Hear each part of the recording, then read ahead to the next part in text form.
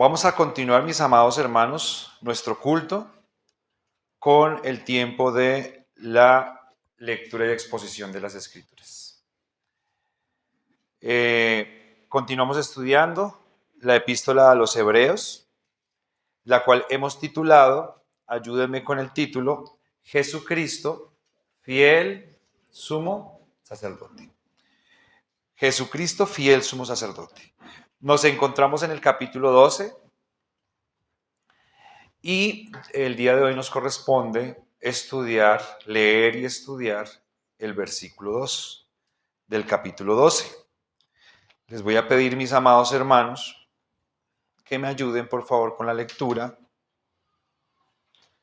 del versículo 2. Leemos todos. Dice: puestos los ojos en Jesús, el autor y consumador de la fe, el cual por el gozo puesto delante de él sufrió la cruz, menospreciando el oprobio, y se sentó a la diestra del trono de Dios. Amén. Muy bien.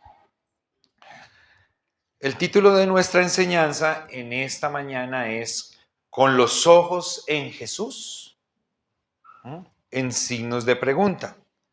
Con los ojos en Jesús. ¿Se acuerdan cómo se tituló la enseñanza de la semana pasada?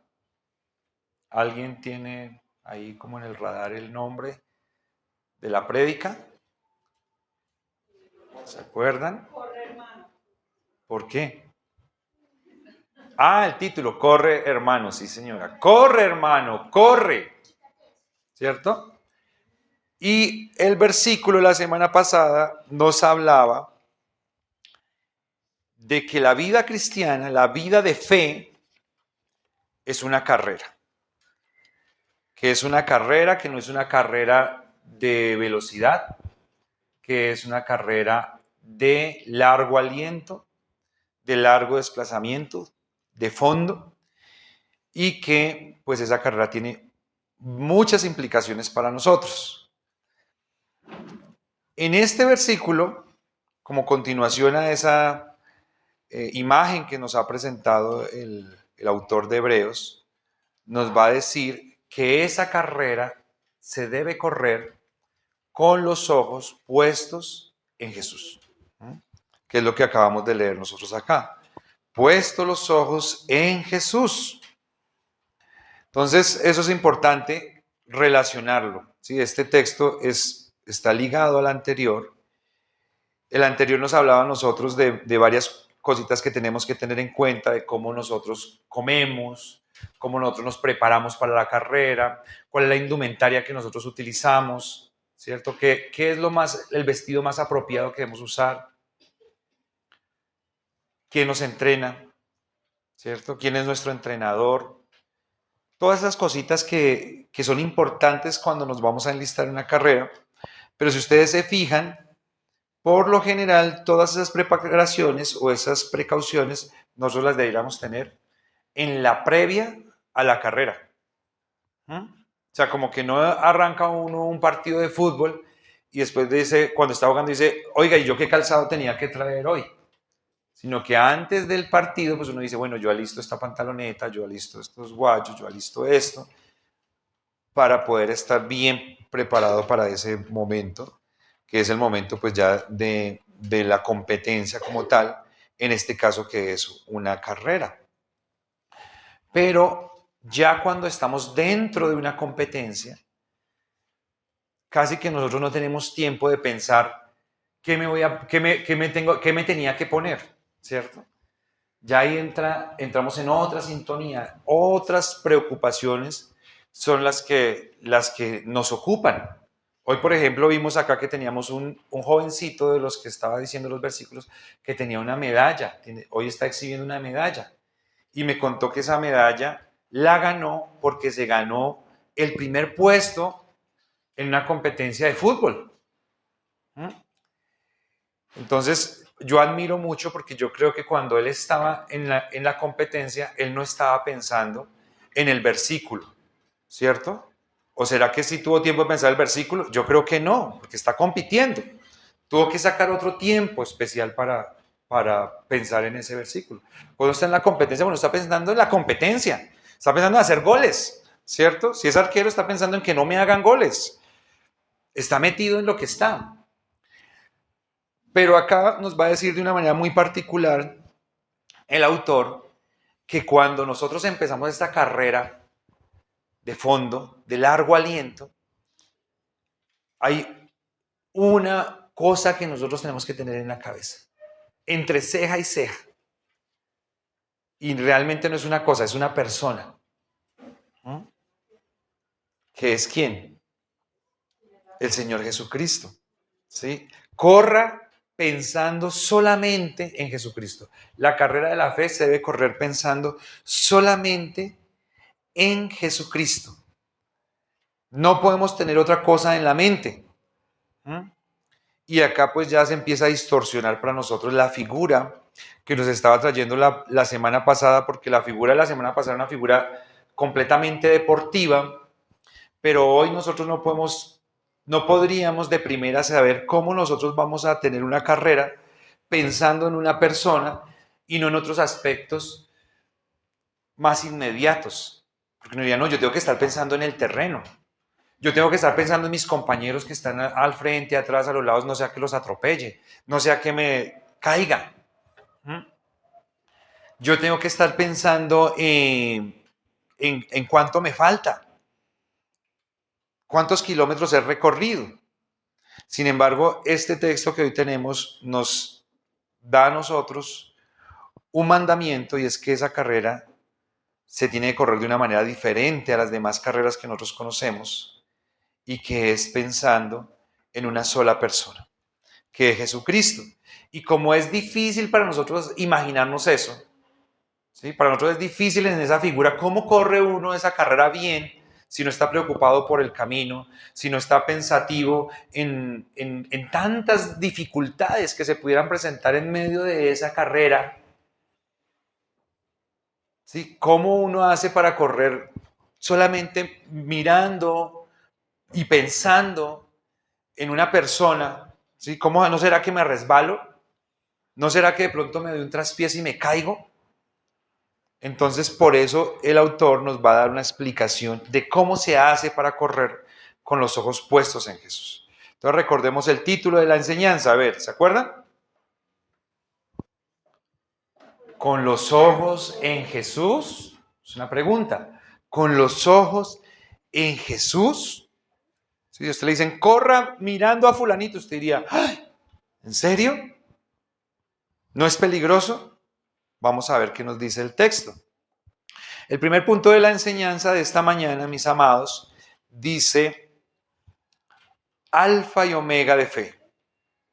Con los ojos en Jesús, primer punto, alfa y omega de Jesús. Y vamos a leer la primera parte del versículo. ¿Cómo dice?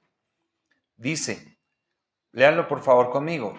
Puestos los ojos en Jesús, el autor y consumador de la fe.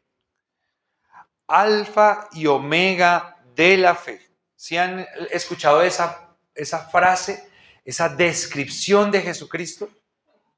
¿Alguna vez la han escuchado en la Biblia? ¿Se ve? ¿A ustedes les parece que está eso en la Biblia en alguna parte o no? ¿Lo han leído? Sí, en muchos lugares de la Escritura se menciona a Jesucristo o se caracteriza con esa frase, el alfa y el omega. Una de esas partes donde aparece está en Apocalipsis capítulo 1, versículo 8. ¿Cómo dice? Dice, yo soy el alfa y la omega, principio y fin, dice el Señor, el que es y que era y que ha de venir, el Todopoderoso. El alfa y la omega, el principio y el fin. ¿Por qué yo estoy diciendo acá que el primer punto es alfa y omega? Si aquí dice, puesto los ojos en Jesús, el autor y consumador, porque es exactamente lo mismo. ¿Sí? La palabra autor que nosotros tenemos acá, que es un griego que dice que se translitera arqueos, quiere decir jefe, quiere decir príncipe, quiere decir primero, quiere decir principal y quiere decir dirigente. En Hechos capítulo 5, versículo 31, si quieren le echamos una mirada para que podamos comprender un poco esta palabra. Hechos capítulo 5, 31 dice: a este Dios ha exaltado con su diestra por príncipe y salvador, para dar a Israel arrepentimiento y perdón de pecados. La palabra que se utiliza en el griego para decir príncipe en este versículo 31, pues es la misma que se utiliza acá para decir autor, que es arqueos. Es decir, autor y príncipe están relacionados. ¿Por qué están relacionados? Porque príncipe también es de principal. Príncipe también es de primero. Príncipe tiene que ver con antigüedad. Acuérdense ustedes que los príncipes de las tribus de Israel, ¿quiénes eran? Los primogénitos, ¿pero qué? ¿Qué característica tenían? Los más ancianos. Digamos, no solamente bastaba con ser primogénito, porque en una tribu había muchos primogénitos. Entonces, si entre todos esos primogénitos necesitamos escoger al que iba a representar la tribu, ¿a cuál se escogía?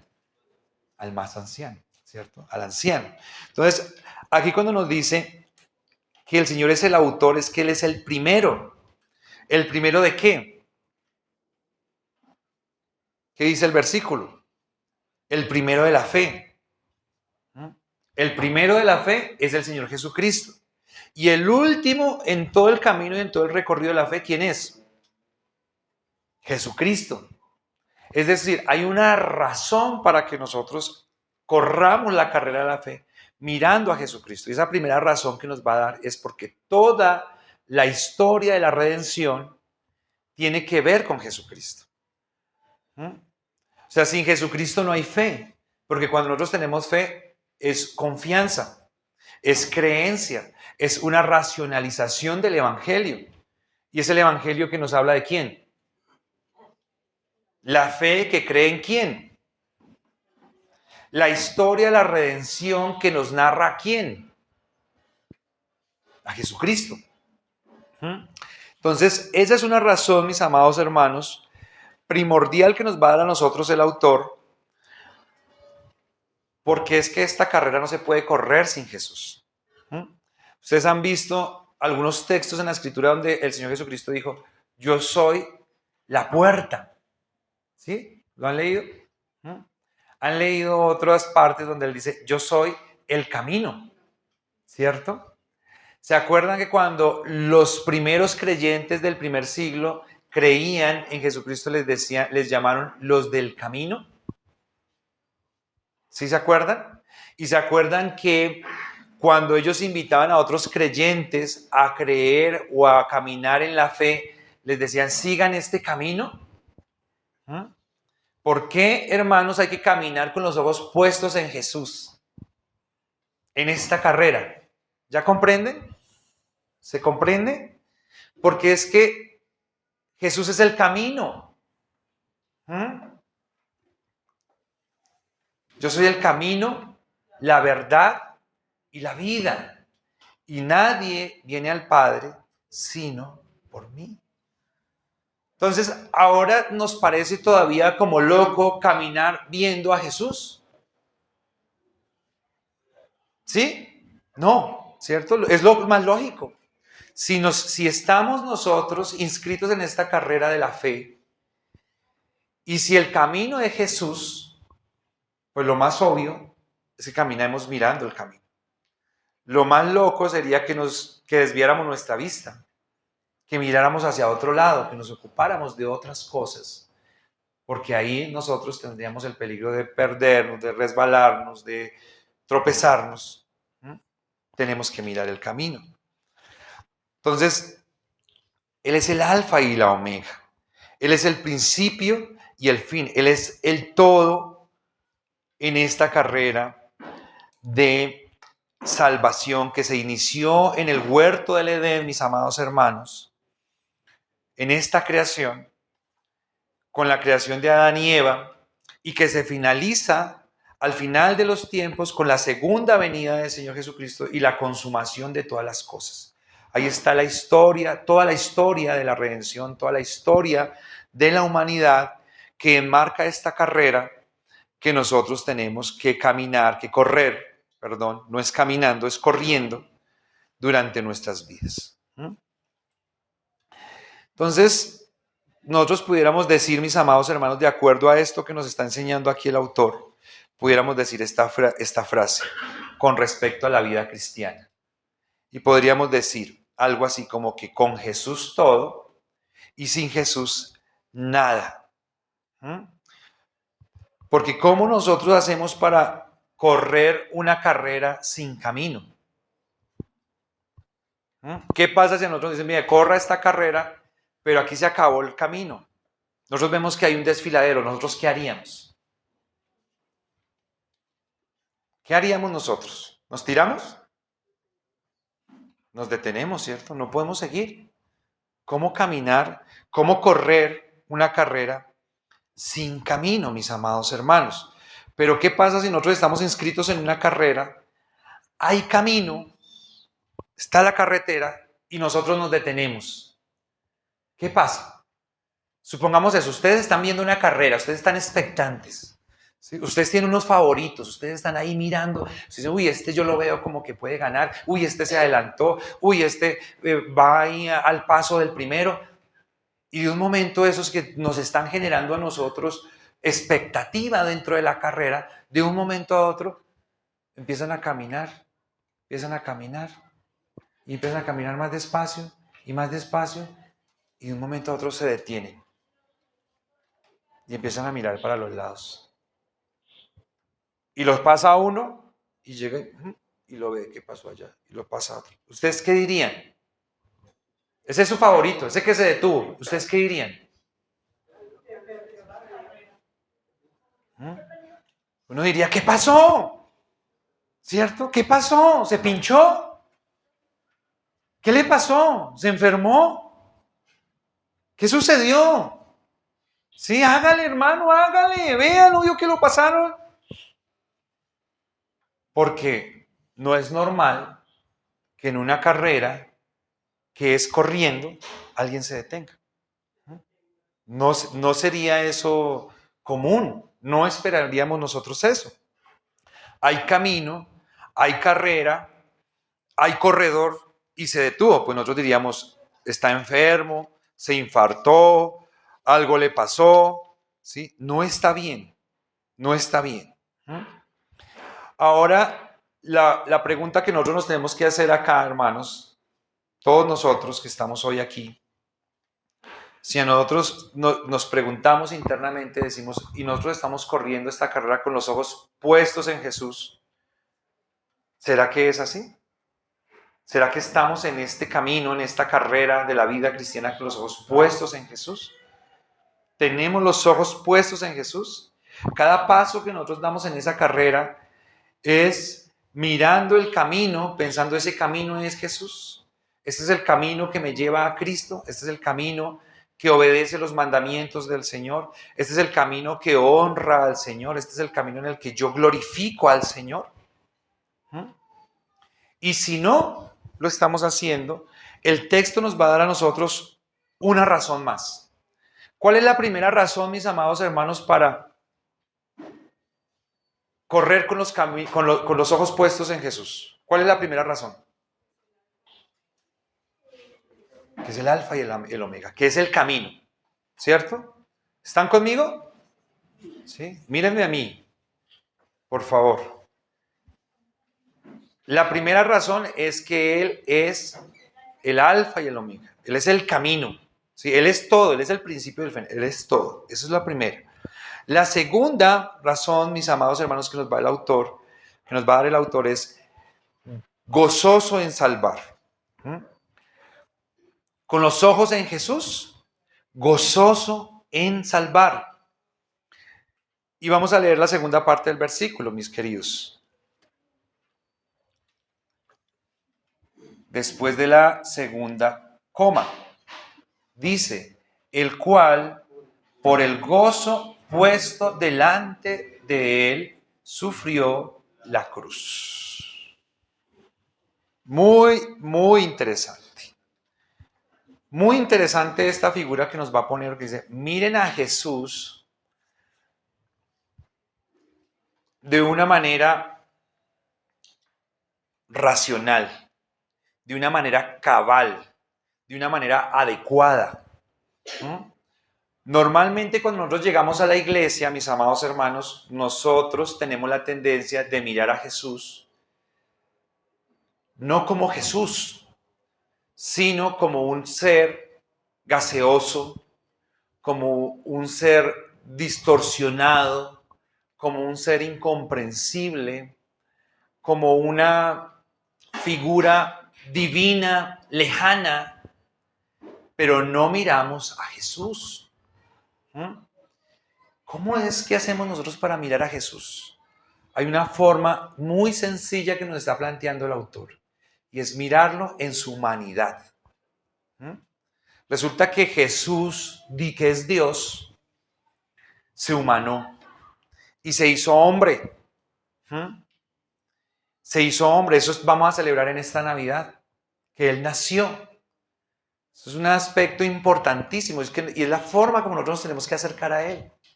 Porque Él se acercó a nosotros humanándose, ¿sí? Naciendo, siendo Dios, Él vino y nació como un hombre como nosotros. Y Él respiró de esta atmósfera que creó para la humanidad. Yo les voy a pedir un favor ahí donde están ustedes todos. Háganme un favor. Todos ahí donde están. Pasen saliva. ¿Ya? Muy bien. Eso que ustedes acaban de hacer, el Señor Jesucristo lo hizo también. Él vino a pasar saliva. Él vino acá a pensar, a tener la necesidad de una cobija o a sentir calor. Él vino a hablar y dijo muchas cosas. Él vino a sentir. Él vino a disfrutar de emociones que en algunos momentos lo llevaron a soltar lágrimas. Y lloró. Hubo momentos donde estuvo feliz. Hubo momentos donde estuvo celebrando, tomando vino con sus discípulos, con su familia, comiendo carne, celebrando. Muy normal, como ustedes y yo. Y eso es lo que nos dice la Escritura cuando nos dice, puesto los ojos en Jesús. Acuérdense ustedes que yo les he enseñado que cuando la Biblia nos habla de Jesús, nos está hablando del fragmento de vida del Señor humanado, desde su nacimiento hasta su ascensión. Cuando nos habla de Jesucristo, ya nos está hablando de deidad, de su deidad como Cristo. Pero cuando nos habla de Jesús, nos habla de esos 33 años que Él estuvo en la tierra y que caminó entre nosotros. ¿Y qué nos va a decir acá? Nos dice, por el cual por el gozo puesto delante de Él sufrió la cruz. Este Señor Jesús que vino a la tierra, el segundo punto de nuestra enseñanza es gozoso en salvar.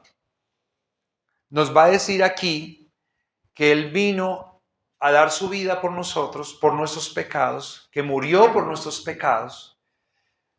Lo que nosotros ya sabemos, ¿cierto? Porque esto es retórica que se repite y se repite y se repite, que Él vino y que murió por nosotros y que entregó su vida y que derramó su sangre y que sufrió una muerte cruenta y una muerte de sufrimiento y que sufrió angustias y que fue maltratado y que fue humillado. Y no es mentira nada de eso que se dice, es verdad. Pero este versículo nos va a decir algo muy interesante que no se repite tanto cuando no hablamos de la obra de la entrega del Señor Jesucristo. Y es que Él se entregó y que hizo esa entrega para salvarnos a nosotros con una actitud de su corazón. No es como eso que cuando a uno le toca hacer una cosa uno dice, ay, me toca hacerlo.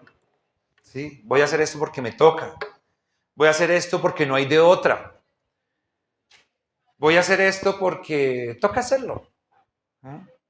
Pero nos dice este versículo, mis amados hermanos, que una razón para que nosotros corramos la carrera de la fe viendo el camino es que ese camino no es un camino etéreo por allí distante, que es un camino real puesto a nuestro servicio y a nuestro análisis en los evangelios. Un hombre que se humanó, que vivió entre nosotros y que adicionalmente todo lo que se dice de ese hombre, de ese sacrificio y de esa entrega, lo hizo con gozo. Lo hizo, acuérdense que habíamos dicho antes cuando hablamos de la palabra gozo, que la palabra gozo aquí es una unión entre dos conceptos que nosotros manejamos por separado en nuestro idioma, que es la felicidad y la alegría. La felicidad que es a largo plazo y la alegría que es momentánea, ¿sí? Que es la expresión de una emoción. Acá están unidas las dos. Alegría expresada en el momento, pero felicidad en todo el proceso. El Señor Jesucristo, mis amados hermanos, se entregó con gozo. Algo inexplicable, mis amados hermanos. Algo inexplicable, algo inexplicable. Es como que usted, esto es muy banal, ¿no? Y es muy bajo, en una representación muy ínfima con respecto a lo que hizo el Señor. Pero es como que usted sale ahorita de la iglesia y usted tiene su hijo y usted va y se da cuenta que su hijo le metió un cuchillo a la llanta de uno de los carros que hay aquí abajo. Y ahí está el dueño furioso esperándolo a usted. Y usted dice, toca ir a pagarle la... Y yo no tenía esa platica, me toca ir a pagar, no estaba contando con esto. Obvio que el Señor sabe todo, ¿no? Y usted tiene que ir a contarle los billeticos así al Señor, dueño de la llanta. Usted y yo me pongo ahí, usted y yo, ¿con qué cara vamos a pagar ese dinero? Con gozo, claro, ¿cierto? Felices, encantados. Para darle una palmadita en el hombro y decirle, hijo, ¿y cuándo es la otra? Para ir ahorrando. Difícil de entender, ¿cierto? Difícil de comprender. Que el Señor Jesús viene a pagar por el pecado que nosotros heredamos de Adán en el huerto del Edén, con su vida, porque no hay otra manera, pero Él está entusiasmado con el plan. Él está entusiasmado con todo lo que tiene que hacer. Y no solamente es que está entusiasmado con venir acá y hacerse hombre, porque posiblemente es una gran experiencia, y oler este aire y disfrutar de un cuerpo humano, sino que nos dice el texto que Él tuvo gozo de sufrir la cruz. ¿Se acuerdan del Getsemaní, la última noche? Donde Él dice dice la Escritura que Él tuvo una angustia tan profunda que Él experimentó el sangrado por sus poros. ¿Ustedes se imaginan que una persona se sienta complacida con ese plan? ¿Se sienta complacida con ese sufrimiento y con ser expuesto a ese nivel de presión que es entregarse por el pecado de los hombres y decir, me siento alegre y me siento dispuesto para ir a hacer esa obra y hacer ese trabajo? Y la realidad, hermanos, es que ninguno de los que estamos acá, ni yo que lo estoy predicando, lo podemos entender. Nadie puede entender eso a plenitud. Es una cosa divina. Es una cosa fuera de nuestro alcance, de nuestra comprensión. No lo podemos entender. Y no necesitamos entenderlo, porque el autor no nos dice, entiéndalo.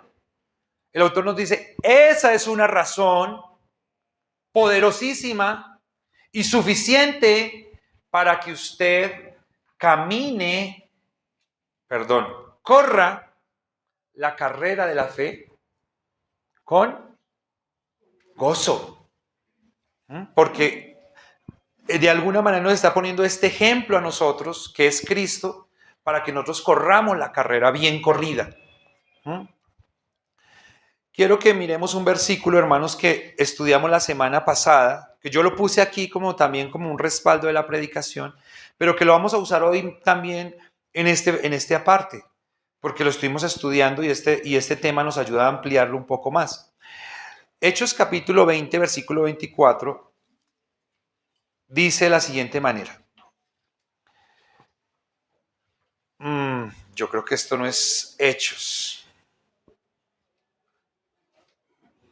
Yo creo que esto no es Hechos, pero les voy a leer el versículo. Dice, pero de ninguna cosa hago caso. No, esto es una carta paulina.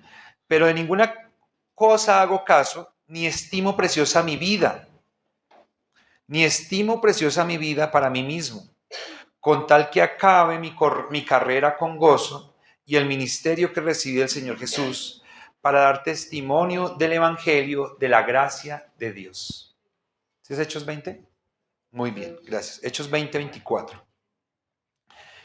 Pero de ninguna cosa hago caso, ni estimo preciosa mi vida para mí mismo, con tal que acabe mi carrera ¿con qué?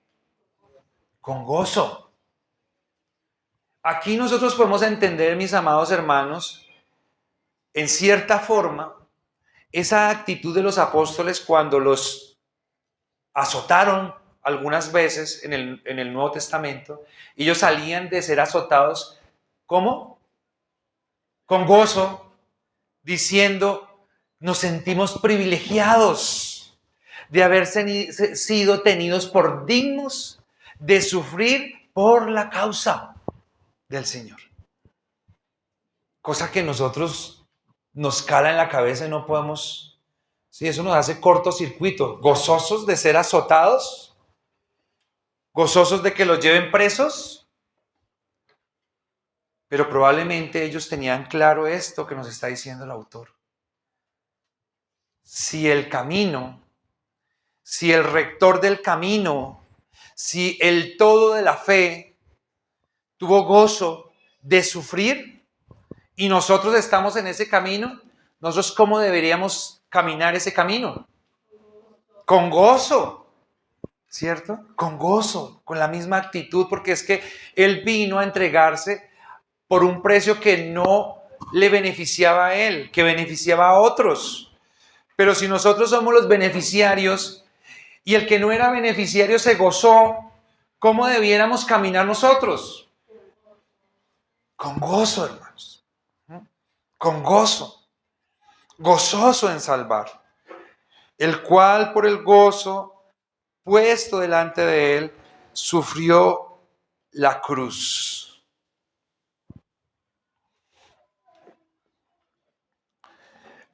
Lucas capítulo 2, versículo 10, miremoslo, nos habla de la fiesta que se empieza a celebrar acá en diciembre. ¿Cuál es la fiesta que celebramos en diciembre? ¿Cuál? La Navidad. En el pueblo cristiano, pues hay mucha controversia con respecto a esta fiesta, porque dicen, no, pero es que en estas fechas no nació el Señor Jesús. No, pero es que la Biblia no manda que nosotros celebremos la Navidad. Y entonces hay muchas iglesias cristianas que sienten controversia. La pregunta es, ¿para nosotros es una razón de alegría el nacimiento del Señor Jesús? ¿Sí? Claro que lo es. ¿Debería ser una razón de celebración? Claro que sí, ¿cierto? ¿Cuándo la deberíamos celebrar? No sabemos, ¿cierto? No sabemos. Pero si todo el mundo celebra en este momento, nosotros deberíamos abstenernos o deberíamos nosotros darle la espalda a una época donde todo el mundo da fe de que Jesús nació. Pues no. ¿sí? Porque si el incrédulo se da un abrazo y se dice feliz Navidad y no sabe ni siquiera de lejos que la palabra Navidad significa nacimiento y que cuando dice feliz nacimiento está diciendo felices porque nació Jesús. Si el incrédulo tiene felicidad en esta época y se goza y se alegra, ¿cuánto más el creyente, hermanos? ¿Mm? Que es el verdadero beneficiario del nacimiento. ¿Cuánto más? Lucas 2:10 dice, pero el ángel les dijo, el ángel que está comunicando el nacimiento, no temáis, porque he aquí os doy nuevas de gran gozo, que será para todo el pueblo. ¿Nuevas de gran qué? Gozo. La noticia que yo les voy a dar, el nacimiento de Jesucristo, es una noticia que les tiene que producir gozo infinito, felicidad y alegría, gozo inmediato y gozo por siempre. Entonces eso es importante. Os doy nuevas de gran gozo. Juan capítulo 15, versículo 11.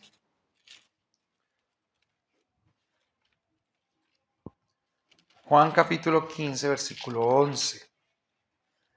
Dice, estas cosas os he hablado para que mi gozo esté en vosotros y vuestro gozo sea cumplido.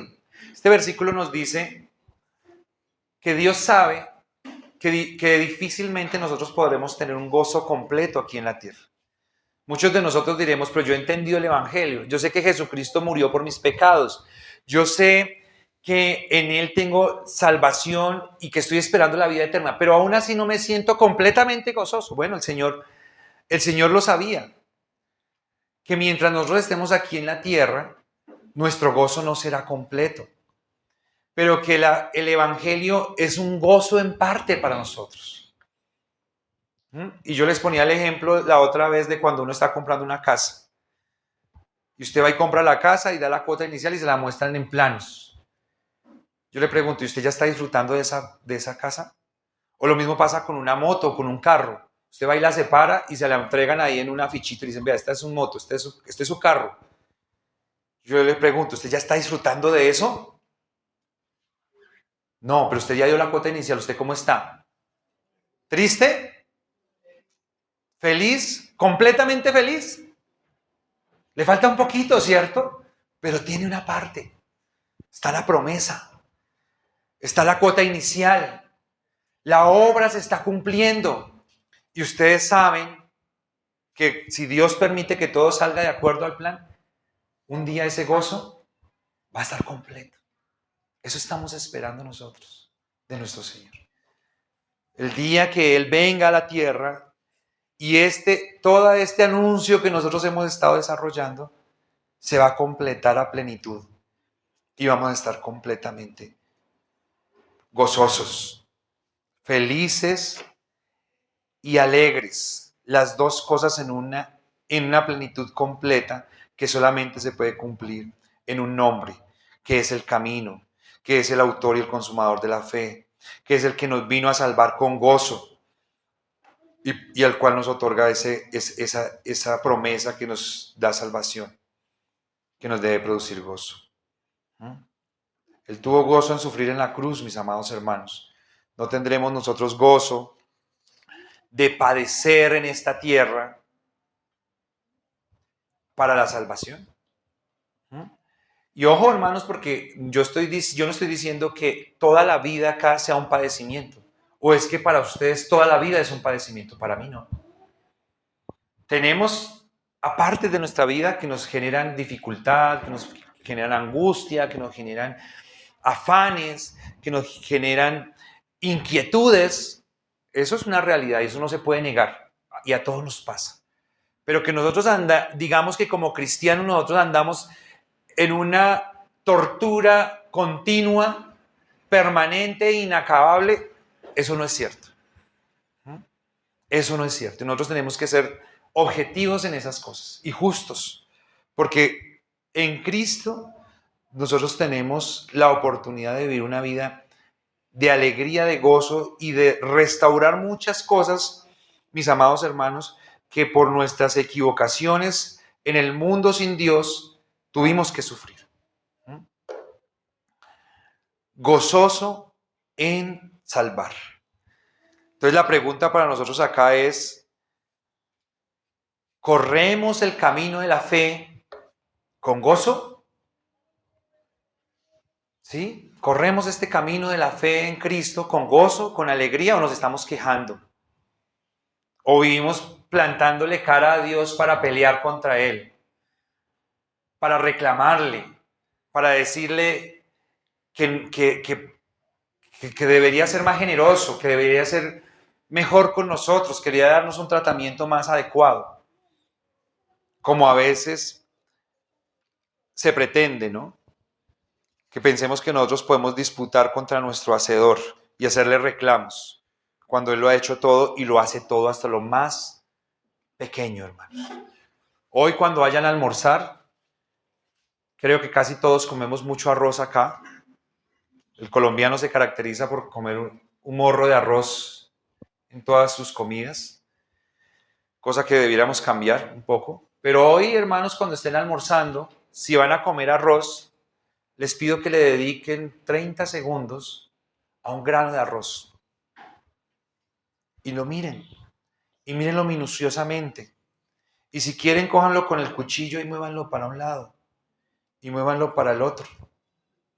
Y después de que hayan hecho ese ejercicio, piensen, Dios planeó este grano de arroz para mí, porque Él lo planea todo. Todas las cosas en general y todas las cosas más detalladas que nosotros no contemplamos, que nosotros no dedicamos un segundo a apreciar, ni mucho menos muchas veces ni a agradecer. Cosas por las que deberíamos tener gozo.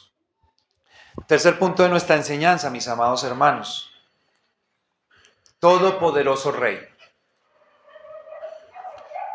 Con los ojos en Jesús, Todopoderoso Rey. Y vamos a leer la última parte del versículo. Dice, después de cruz, menospreciando el oprobio, y se sentó a la diestra del trono de Dios. Todopoderoso Rey.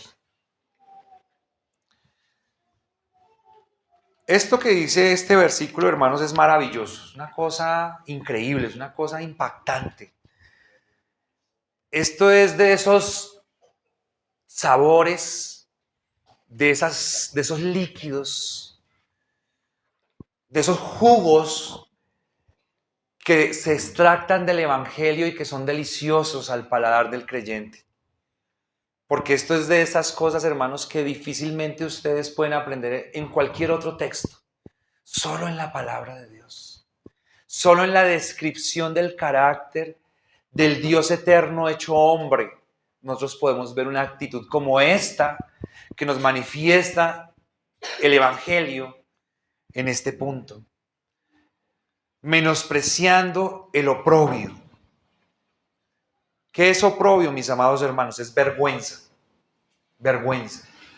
Menospreciando la vergüenza. Jesucristo, que se entrega con gozo por la humanidad, además de tener una actitud de felicidad por esta obra, de tener un aprecio por esta obra que Él está haciendo, un aprecio tal que le produce alegría, cuando se enfrenta al sufrimiento, cuando se enfrenta a la lucha de tener que entregarse en la cruz del Calvario y de dar su vida, nos dice que Él menosprecia la vergüenza. Esto es, hermanos, un concepto revolucionario para la humanidad. Menospreciar la vergüenza.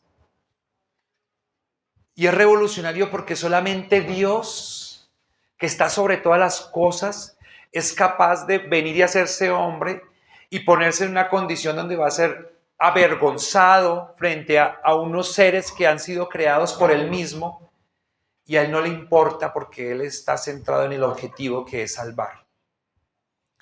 Es revolucionario, mis amados hermanos, porque todos los que estamos acá estamos por debajo de la vergüenza. Porque todos los que estamos acá le tenemos pavor a la vergüenza.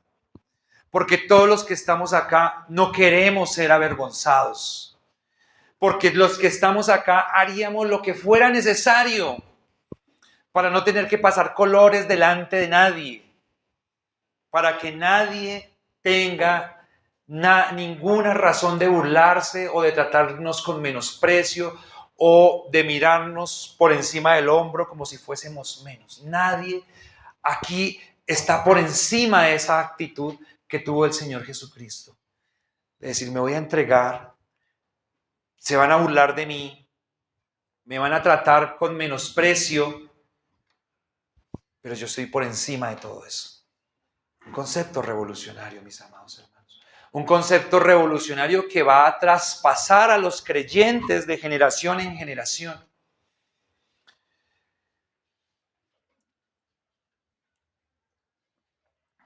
Imagínense ustedes ahí a Poncio Pilatos,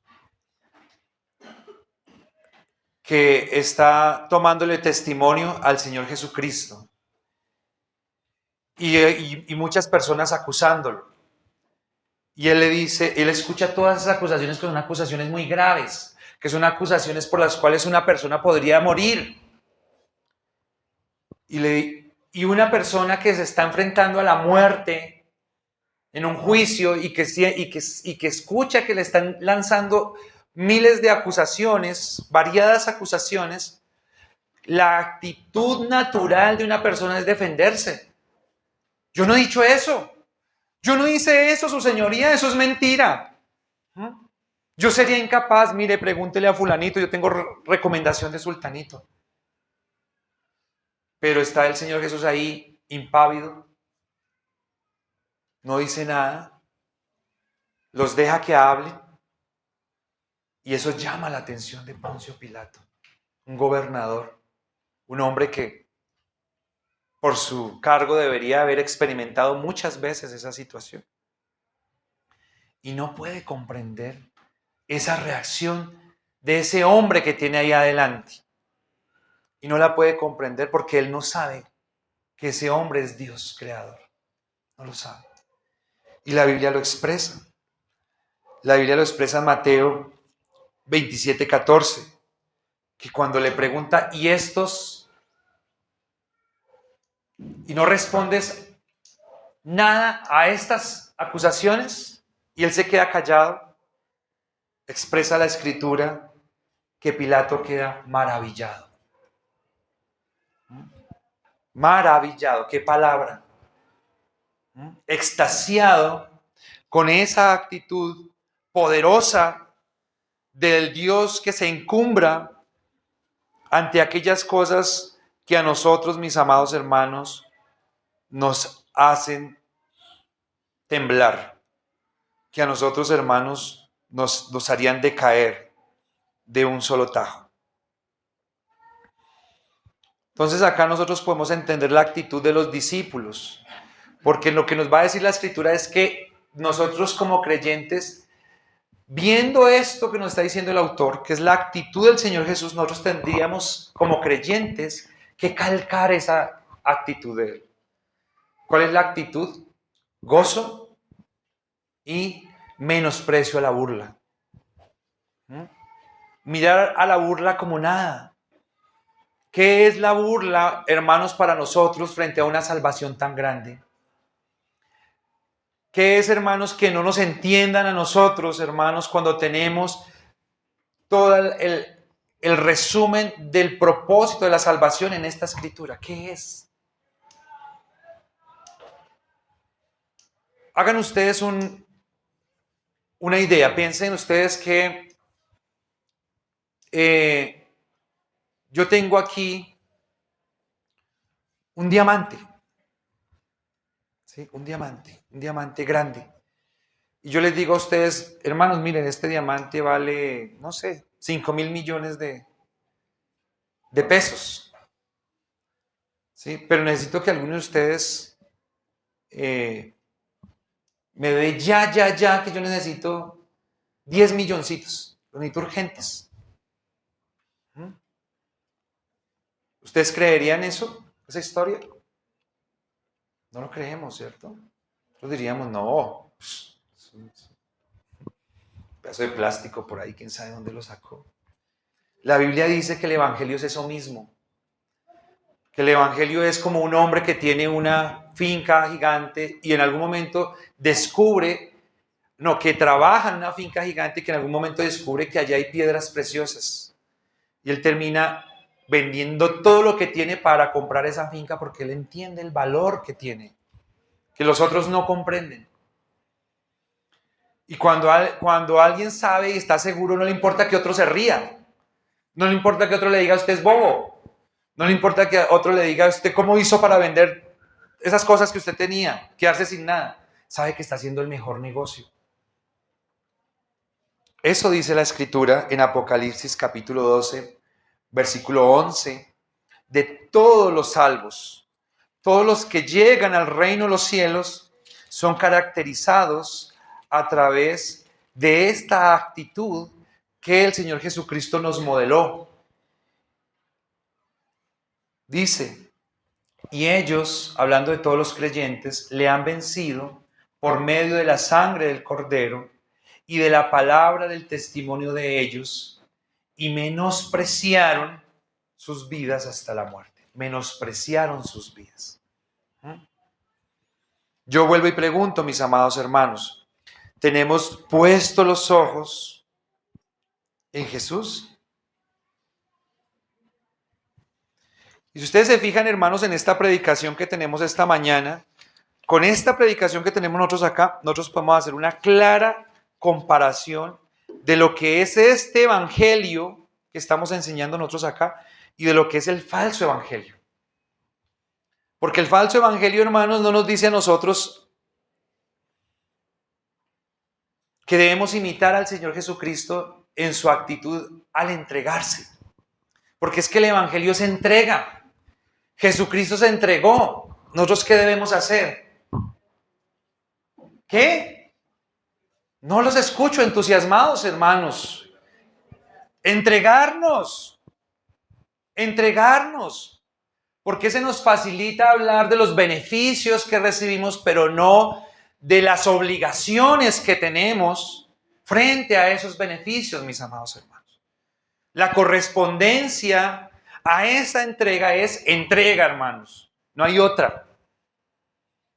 Entonces, fíjense ustedes, hermanos, el falso evangelio que se predica, donde la gente viene y se sienta acá con la expectativa de escuchar la palabra de Dios y no le dicen, mira a Jesús que es el centro de todas las cosas, sino le dicen, tú eres el centro. Dios está desvivido por ti. Pídele a Dios lo que quieras, Él deja lo que esté haciendo por cumplir tus deseos. Y eso es llamativo, mis amados hermanos. Pídele lo que quieras a Dios porque es que tú te lo mereces. Tú eres un santo, un hijo de Dios. Tú te mereces lo que tú le pidas, Él te lo va a dar. Cuando el verdadero evangelio, ¿qué es lo que dice? No mereces nada. No mereces nada. Lo que recibes y lo que tienes lo recibiste por gracia. El Señor fue tan generoso que quiso dártelo, aunque tú no has aportado nada. Y ahora que lo conoces, tampoco sigues aportando. Porque la salvación está segura no por tus obras, sino por la obra del Señor. Puesto los ojos en Jesús, no en otra cosa, no en nosotros. Hay personas que nos enseñan el evangelio y nos dicen, reclámele a Dios, pídale, exíjale, y Él tiene que darle. ¿Qué le podemos reclamar nosotros al Señor, hermanos? ¿Habrá un reclamo de nosotros hacia el que nos salvó por gracia? ¿Habrá un reclamo de nosotros por el que vino y se humanó y vivió 33 años y murió en la peor muerte del momento por nosotros? ¿Hay un reclamo? Si algo tenemos que hacer nosotros frente a esa entrega es caer de rodillas y agradecer y agradecer y agradecer y agradecer y no decir ni una palabra más que gracias todo el resto de nuestros días. No aceptes. ¿Estás enfermo? Di, no lo acepto. ¿Estás endeudado? Di, no acepto. ¿Tienes problemas familiares? Di, no acepto. ¿Se imaginan que al Señor le han puesto la cruz al frente y ha dicho, no acepto? ¿Qué dice el creyente? Verdadero, de acuerdo al Evangelio. Señor, que se haga tu voluntad y no la mía. Acepto, Señor. Eso nos enseñó el Señor a decir. Y de ahí en adelante, ¿no? No sufras, los cristianos no se mueren, los cristianos no les pasa nada malo, todo eso. Pero el Evangelio nos dice, hermanos, puesto los ojos en Jesús. Si nosotros, hermanos, estamos buscando venir aquí a la iglesia, hacer oraciones, leer la Biblia con un interés personal, centrado en mí, ¿sí? En que yo consiga dinero, en que yo y mi familia nos podamos especializar en muchas carreras, en que yo me sane de esta enfermedad que es que me tiene mal, en que se me solucione mi problema familiar. Mis amados hermanos, yo les digo, estamos en el lugar equivocado y estamos con el enfoque equivocado, porque la Biblia nos dice, puesto los ojos en Jesús. Y la Biblia dice, mas buscad primeramente el reino de Dios y las demás cosas son añadidas.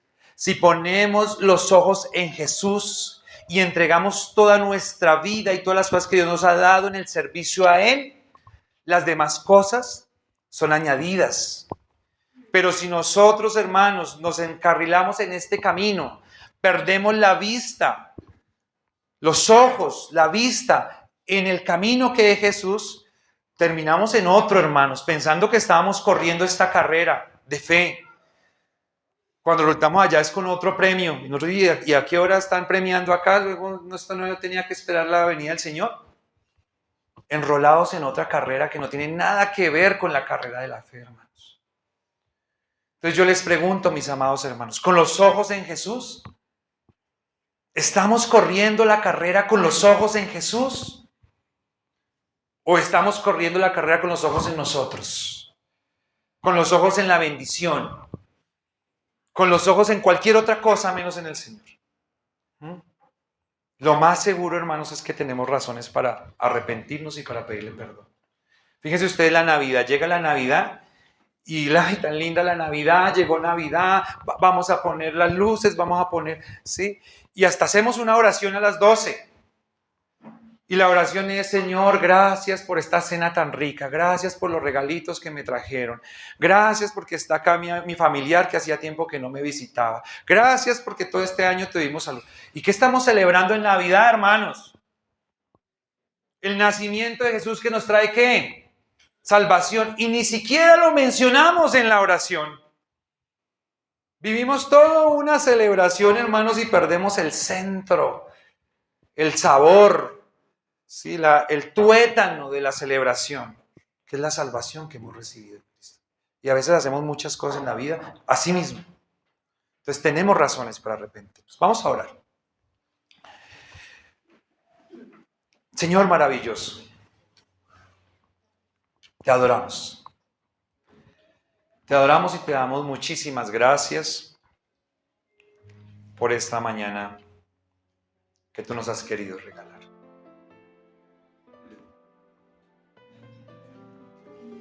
Gracias, Señor, porque tú eres todo.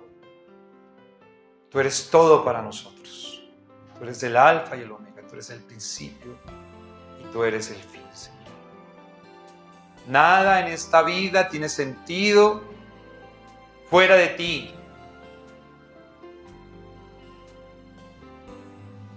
Hoy, Señor, nos acercamos con vergüenza frente a esta predicación de la palabra. Es una vergüenza muy grande, Señor. Y quisiéramos decir, para salir rapidito, que la vergüenza consiste en que no hacemos lo que tenemos que hacer. Pero no es así, Señor.